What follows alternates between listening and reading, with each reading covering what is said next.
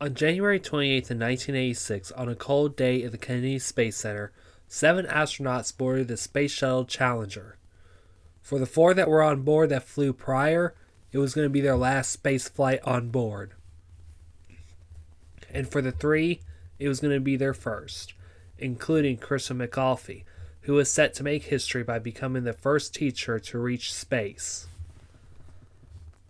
At 11:38 a.m., Space Shuttle Challenger launched from LC Pad 39, and then 73 seconds later, the shuttle disintegrated apart.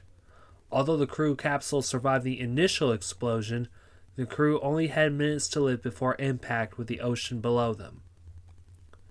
The purpose of the Challenger crew was to use a inertial upper stage to deploy a TDRS-B tracking and data relay satellite and plan a study on Halley's Comet as it passed near the Sun and deploy and retrieve a Spartan satellite.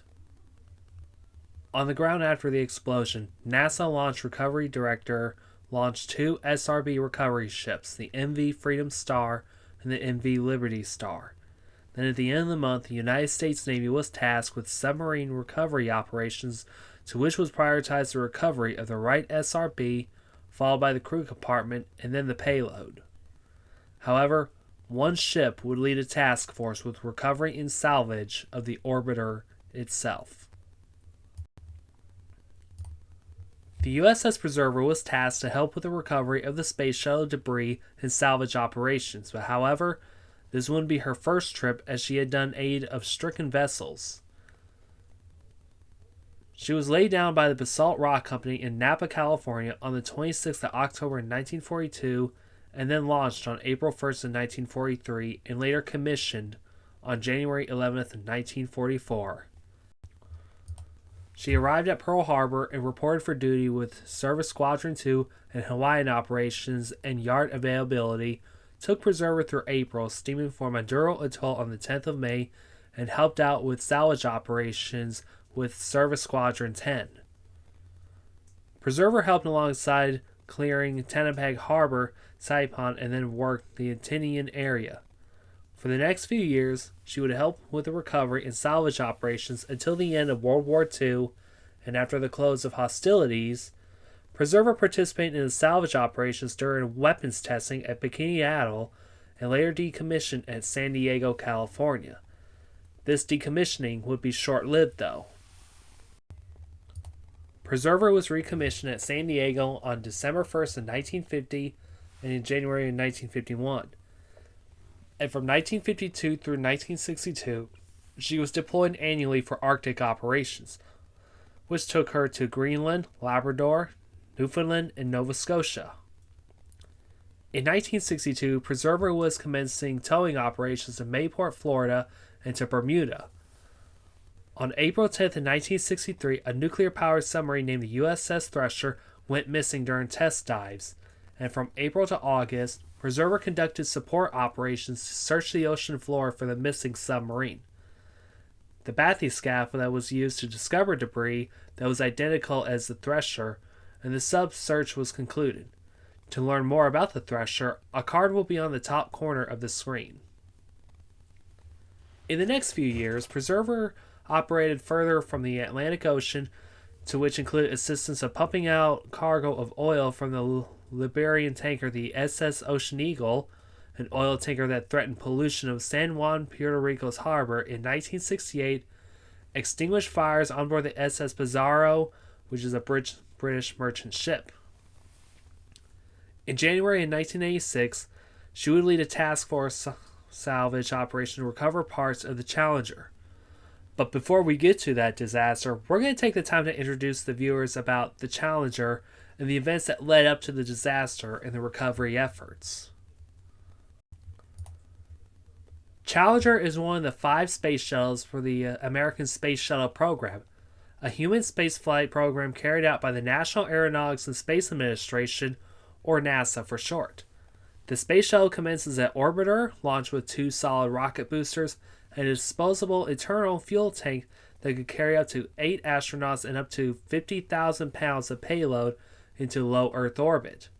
When Space Shuttle completes its mission, the orbiter would re-entry into the Earth's atmosphere and land like a glider at Kennedy Space Center in Florida or Edwards Air Force Base in California. T-minus 10, 9, 8, 7, 6, 5, 4, we've run for main engine. The first launch of the space shuttle commenced on April 12, 1981 for STS-1 by the orbiter named Columbia, and on board were John Young and Robert Crippen. For the first time since the Apollo manned missions, America returns to space in an orbiter, to which is purpose to haul satellites, units, and other components into Earth's orbit, to which is launched up using two solid rocket boosters in the external tank, to which is filled with liquid hydrogen and oxygen fuel. The orbiter is reusable as it can be cleaned, refurbished, and refueled again. Columbia would land at Edwards Air Force Base at runway 23 to an exciting fanfare of attendees to watch the newest way to travel to space. Challenger was built on November 21st, 1975 as structural assembly of the crew module started and then the aft fuselage. After the orbiter was done, she was transported and delivered via a modified Boeing 747 to Kennedy Space Center. The biggest difference for Challenger and Columbia is its weight. Challenger is designed to be lighter through various weight-saving measures such as a lighter airframe, lighter thermal protection blankets, and a redesigned ET and SRBs, a significant reduction in weight compared to Columbia. 3, 2, 1, 0, and liftoff. Liftoff of the orbiter Challenger and the sixth flight of the Space Shuttle. The shuttle has cleared the tower. Challenger's underway with our On April 4th, 1983, Challenger was launched for its first maiden space flight for STS-6, carrying 4 astronauts and carrying the first ever Tracking and Data Relay Satellites, or TDRS-1, into orbit. In the next 5 days, she would land at Edwards Air Force Base. 30 seconds elapsed. On her next mission, STS-7, she carried the first American female to space, Sally Ride, and overall she's the third woman to fly into space after 2 female cosmonauts in 1963 and 1982 respectively. T-minus 11, 10, 9, 8, 7, 6, 5. We have engine start. 2, 1. We have ignition and we have liftoff. Liftoff, 32 minutes after the hour, and the shuttle has cleared the tower. On August 30th of 1983, during STS-8, Challenger would conduct the first ever night launch for an American space shuttle since Apollo 17. Before the launch, a 17-minute delay was due to thunderstorms near the launch site and lightning strikes near the orbiter. This will also mark a first for Challenger as well, as Lieutenant Colonel Gillian Bluford became the first African-American astronaut to be launched into space.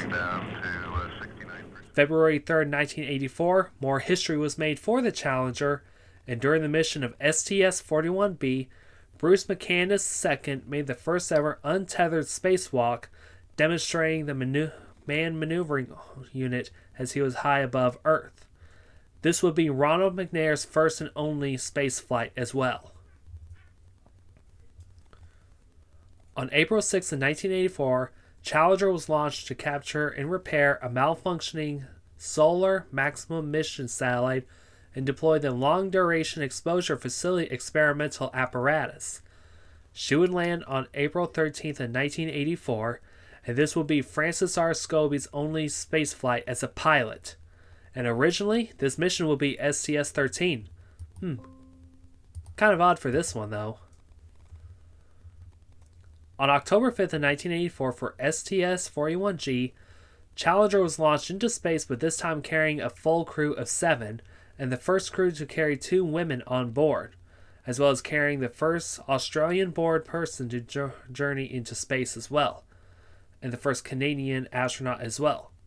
She would also carry an IMAX camera to document the flight, as you can see.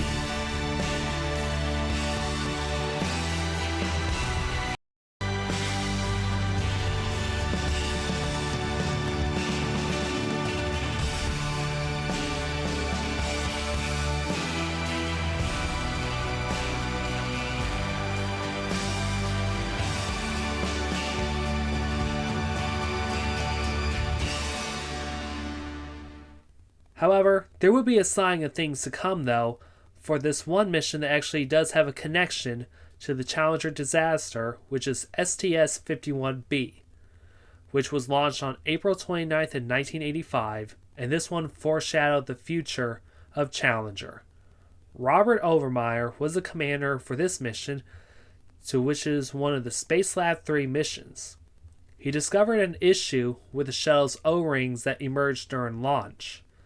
Engineers that represented Morton Thiokol later told Don Lin that they became within 0.3 of a second of dying that day. Kind of odd for this one as well.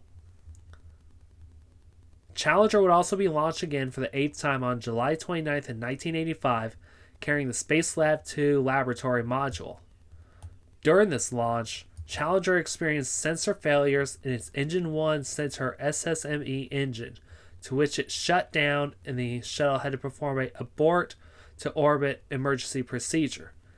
In the photo of this control panel, you can see the knob of abort mode switch to ATO, and the shuttle would land at Edwards Air Force Base on August 6 with no issues. Minus 10, we're go for main engine start. 5, 4, 3, 2, 1. We have ignition and liftoff. Liftoff of Challenger and the Spacelab B1 mission. And the shuttle has cleared the tower. Houston controlling now. Roll program initiated. For the 9th and final time, Challenger had her final mission go with success, and this mission held the record of the largest crew of 8 aboard any spacecraft for the entire period from launch to landing. This mission also carried the NASA and European Space Agency Spacelab module into orbit with 76 scientific experiments on board. Challenger would land at Edwards Air Force Base with no issues. All 3 main engines are running smoothly now at 65%.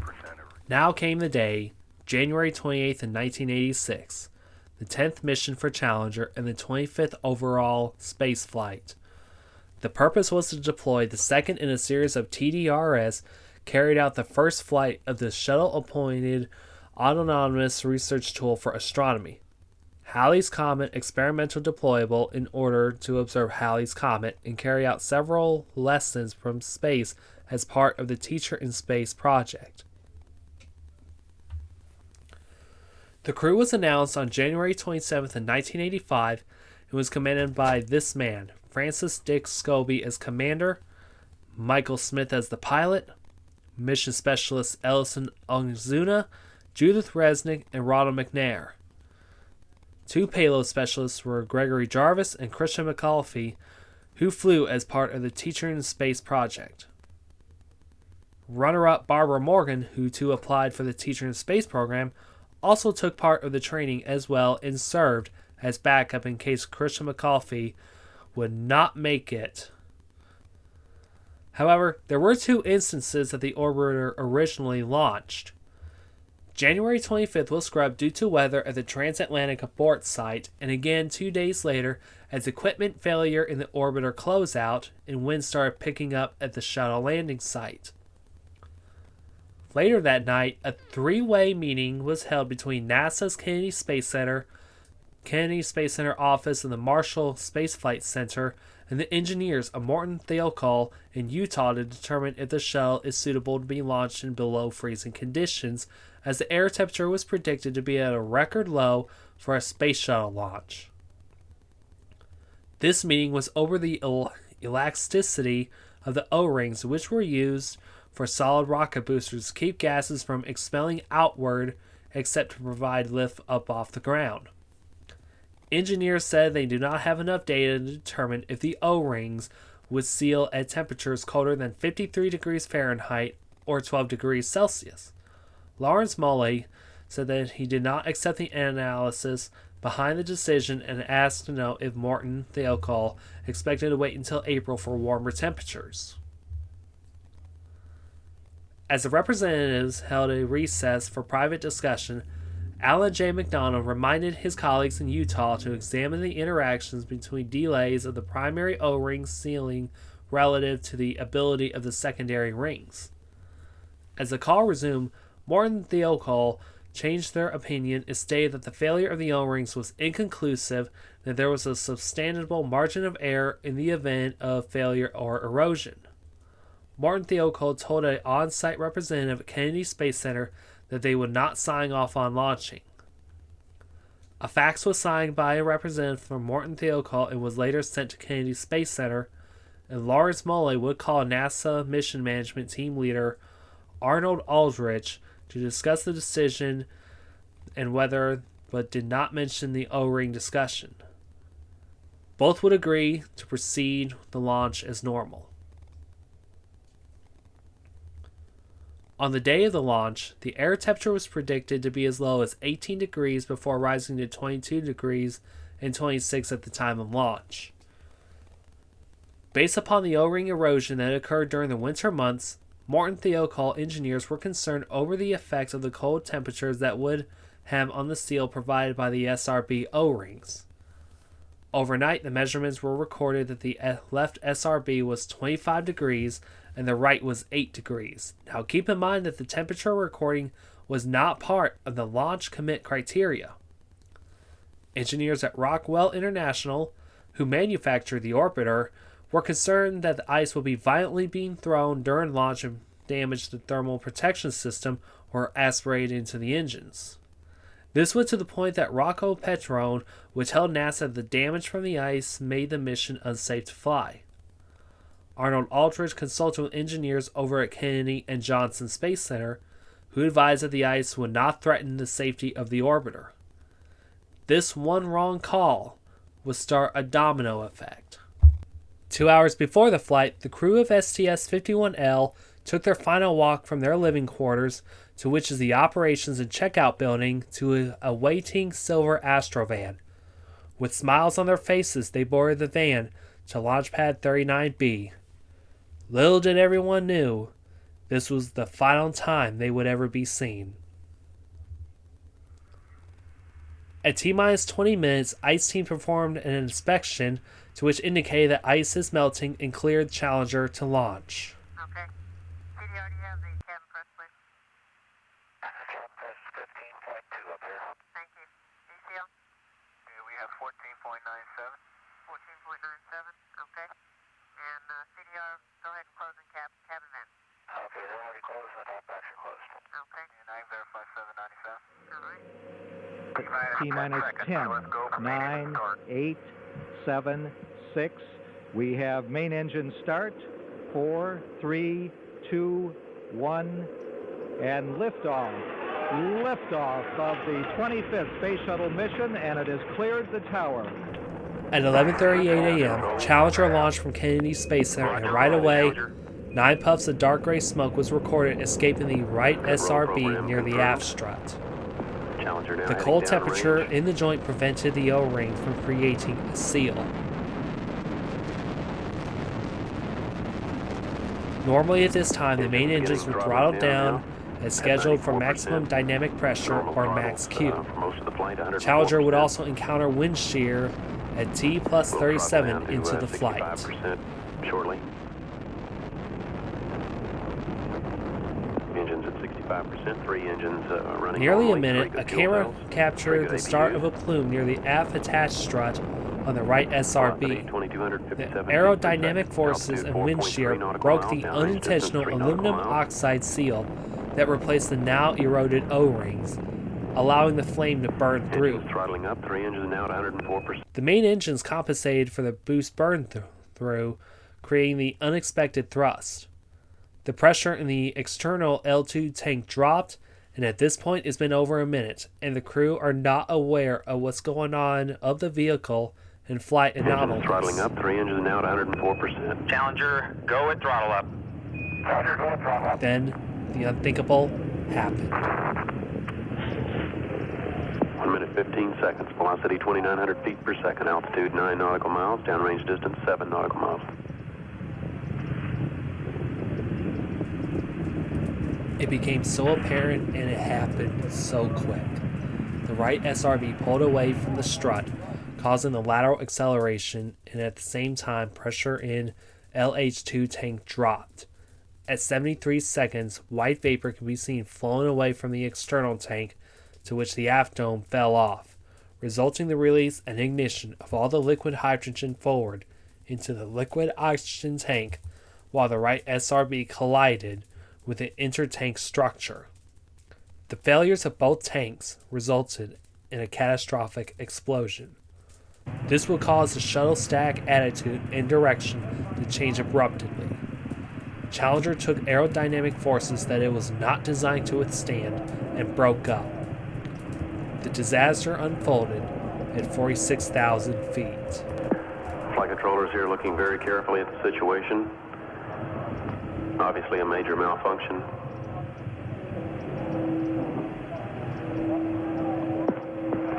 We have no downlink. NASA deployed their 2 SRB recovery ships to search for debris and immediately to the impact area to recover debris. Then on January 31st, the United States Navy stepped in, tasked with submarine recovery efforts, prioritized the recovery of the right SRB and the crew compartment, remaining payload, orbiter pieces in the external tank. On February 8th, the USS Preserver led 16 ships, to which 3 were managed by NASA, 4 from the United States Navy, 1 by the United States Air Force, and 8 independent contractors. Surface ships used side-scan sonar to make the search for debris and covered 486 square nautical miles at depths of below 70 feet. On March 1st, the failed joint of the right SRB was first located and was first recovered months later. Then on March 7th, Air Force divers identified the crew compartment's debris, to which it was confirmed by the divers from the Preserver. The damage done to the crew compartment indicated that it was intact during the explosion, but extensively damaged on impact. Preserver recovered debris and remained in port and continued the recovery of the crew compartment. All the crew remains were identified by the Armed Forces Institute of Pathology, but could not determine the cause for them. Days later, NASA announced their findings of the crew cabin, and the ship received a Navy unit commendation for the operation and altered decommissioned at the end of September and recommissioned. Preserver would be sent to Puerto Rico to help aid in the recovery of a sunken ship, to which she stayed for 2 months recovering a sunken vessel. After this, the Preserver was decommissioned and transferred to the Maritime Administration for layup.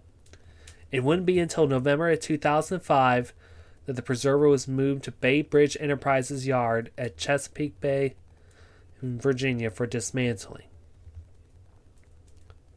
Upon the Challenger disaster, the Roger Commission's report was published on the findings of the Space Shuttle Challenger disaster, to which it was released and submitted to President Ronald Reagan to determine the cause. The cause was the failure in the O-rings sealing the aft field joint of the right SRB, causing pressurized hot gases and flame to blow by the O-ring, causing structural failure. NASA would increase the safety standards on space shuttle components and the creation of the Office of Safety, Reliability, and Quality Assurance. No charges was filed as no one was at fault for the disaster. For 2 years, the shuttle fleet was grounded while the program investigated, redesigned, and restructured.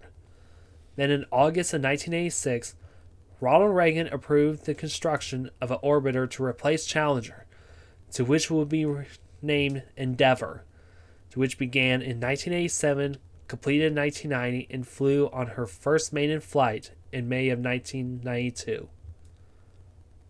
For main engine start, 7, 6,